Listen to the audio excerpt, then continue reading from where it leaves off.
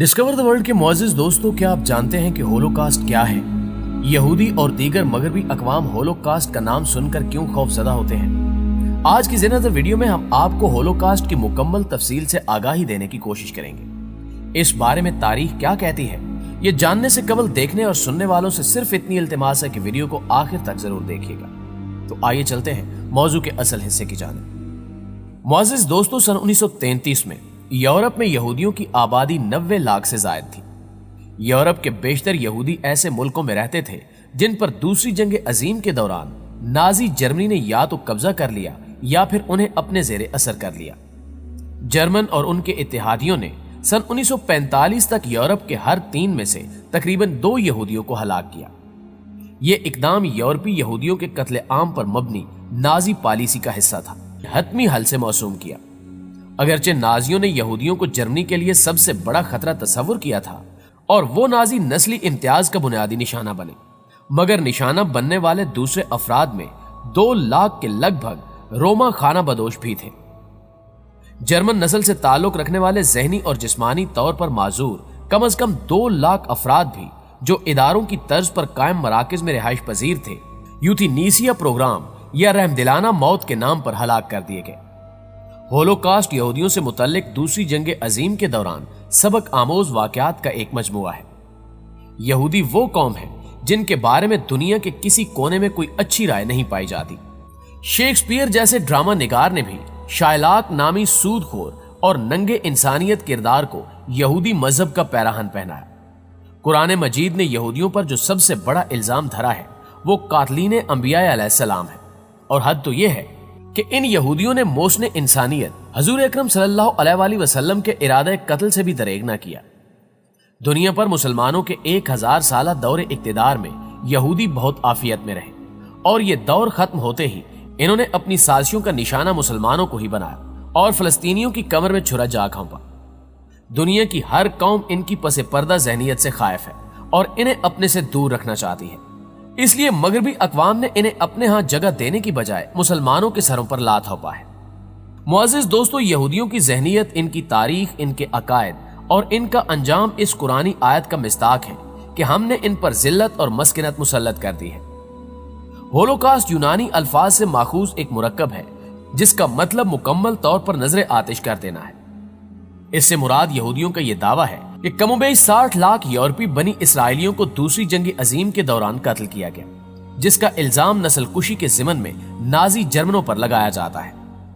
कुछ मुहक्किकीन के नजदीक होलोकास्ट से मुराद सिर्फ यहूदी मकतूलीन ही नहीं है, बल्कि वो तमाम मकतूलीन जंग अजीम सानी हैं जो इत्तेफाकी कत्ल नहीं हुए, बल्कि जिन्हें नाजियों ने किसी प्रोग्राम के तहत बाकायदा से कत्ल किया, जिनमें दूसरी अक़वाम के चीदा चीदा लोग, मजहबी रहनुमा, जंगी कैदी, हम जिनसियत के दौरान माजूर होने वाले मर्द और दीगर अस्करी और सियासी मुखालफिन भी शामिल हैं। इस तारीफ के तहत होलोकास्ट के मकतूलीन की तादाद 1 करोड़ तक जा पहुंचती है।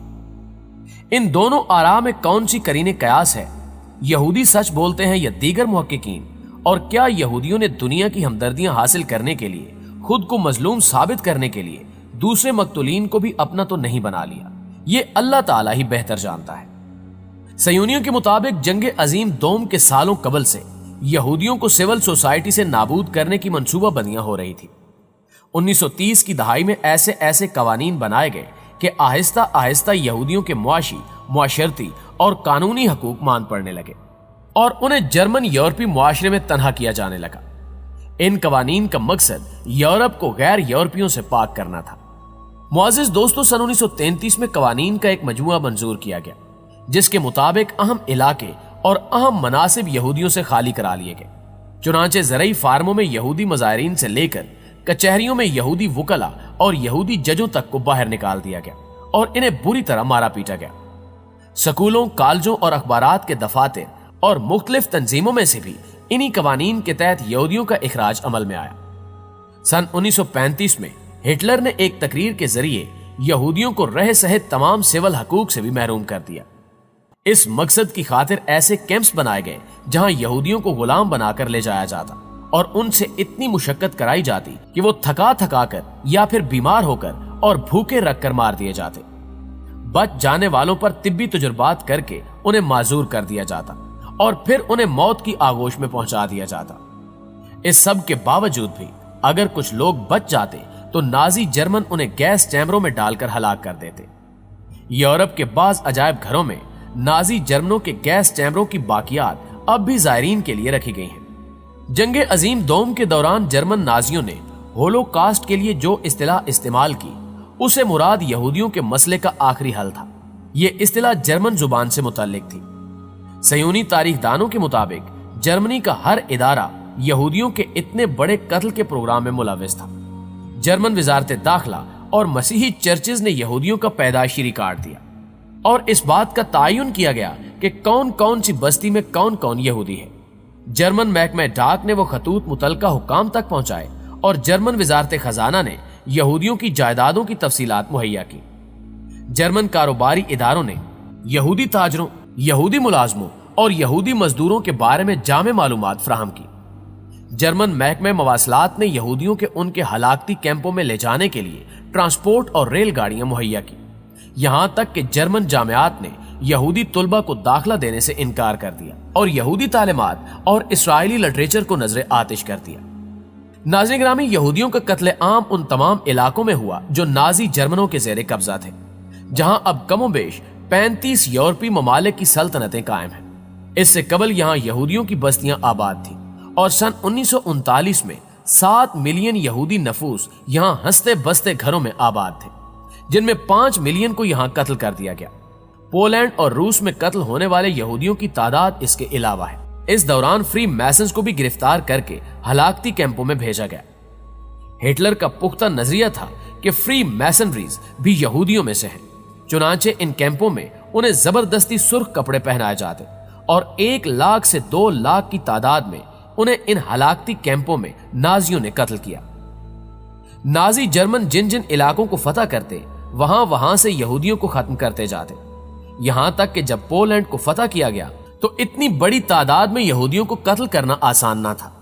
चुनांचे तवील गौर एवज के बाद कम वक्त और कम लागत में कत्ल करने के लिए जहरीली गैस इस्तेमाल की गई। पोलैंड की सरजमीन कत्ल यहूद की बहुत बड़ी अमीन है। 6 हलाकती कैंपों से शुरू होने वाले होलोकास्ट के पोलैंड समेत मकबूजा ममालिक में 15,000 से ज्यादा कैंप बन गए। इन कैंपों में यहूदियों से बदतरीन मुशक्कत ली जाती और फिर जरूरत खत्म होने पर उन्हें कत्ल कर दिया जाता, जबकि बेशुमार यहूदी दौरान मुशक्कत ही दम तोड़ देते।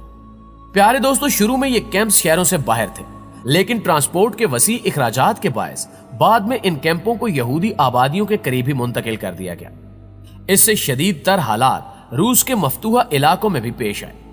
यहां यहूदियों को जिंदा भी जलाया गया और जब गोली मारने और जिंदा जलाने का सामान मुयस्सर न आया या उसे महंगा करना तसव्वुर कर लिया गया तो लाखों यहूदियों को रूस के शदीद तरीन ठंडे इलाकों में बेआबो गया और तन्हा छोड़ दिया गया और ये लोग यकबस्ता और जानलेवा ठंडी हवाओं से जिंदगी की बाजी हार गए। इस सब के बावजूद 1941 के आखिर तक रूस के सिर्फ 15% यहूदी मारे गए थे। इस रफ्तार को तेज करने के लिए एक बार फिर वसी पैमाने पर जहरीली गैसों का तजुर्बा किया गया और जाहिर है यह तजुर्बा शहरी इलाकों में मुमकिन नहीं था। चुनांचे इसके लिए शहर से बाहर बहुत बड़ी बड़ी जगह बनाई गई, जहां यहूदी नस्ल को नेस्तो नाबूद करने का अमल सालों तक दोहराया जाता रहा। यहूदियों ने इस सारे जुल्म सितम के खिलाफ आवाज भी बुलंद की, लेकिन बेसूद। कुछ कैंपों में नौजवान यहूदियों ने हथियार तक भी उठाए, लेकिन नाजी जर्मन उस वक्त पूरी दुनिया से कंट्रोल न होने वाला ताकत का तूफान था, तो यहूदी उससे कैसे जान छुड़ा सकते थे। फिर एक पहलू यह भी है कि दुनिया के किसी कोने से उस वक्त और आज भी यहूदियों के हक में कोई आवाज बुलंद नहीं हुई। मुअज़्ज़िज़ दोस्तों, तारीख गवाह है कि यहूदी कौम ने जिस बर्तन में खाया उसी में सुराख किया। हर कौम को डसने की कोशिश की, हर ग्रोह को ब्लैकमेल किया, दौलत की खातिर इंसानियत को दांव पर लगाया। दूसरी जंग अजीम के इस अलमनाक पहलू का दूसरा तारीख तरीन रुख यह है कि जंग अजीम के दोनों मुतहारिफ फरीकों को सरमाया फ्राहम करने वाली बहुत बड़ी फर्म यहूदियों की ही मिल्कियत थी। यहाँ कि क्या यहूदी अपने हम मजहब बल्कि हम नस्ल रिश्तेदारों पर बेपनाह जुल्म होता देखकर सरमाए की फ्राहमी बंद नहीं कर सकते थे। करीब था कि यहूदियों की नस्ली कुरअ अर्ज़ से नाबूद हो जाती, लेकिन अल्लाह ताला ने कत्ले अंबिया, नाशुक्री, जिल्लत व मस्किनत और इबरत के इस निशान को क़यामत तक बाकी रखना है। शायद इसी हिकमत के तहत मशीयत ईज़दी ने इन्हें फलस्तीन में आरजी जगह दी ताकि इनकी नस्ल क़यामत तक बाकी रहे। अगर इनमें थोड़ी सी अकल होती तो इस जगह को गनीमत समझकर अमन और सुकून से रह लेते। फलस्तीनियों ने इन्हें खा तो नहीं जाना था, लेकिन हैरत है इनकी दानिश पर कि अपने ही मेजबानों पर आज भी इन्होंने अरसा हयात तंग कर रखा है। हम चढ़ते हुए सूरज के पीछे उस दिन को आंखों से देख रहे हैं कि सरजमीन फलस्तीन एक बार फिर अपने हकीकी वारसों के कब्जे कुदरत में होगी और यहूदी अपनी बदआमालियों के बायस एक बार फिर दुनिया में जिल्लत और मस्किनत का निशाने इबरत होंगे इंशाअल्लाह ताला। जी तो मुअज़्ज़िज़ दोस्तों, आज की वीडियो आपको कैसी लगी कमेंट करके हमें भी जरूर बताइएगा। इंशाअल्लाह आपसे मुलाकात होती है अगली वीडियो में। तब तक अपना ख्याल रखिएगा। अल्लाह निगहबान।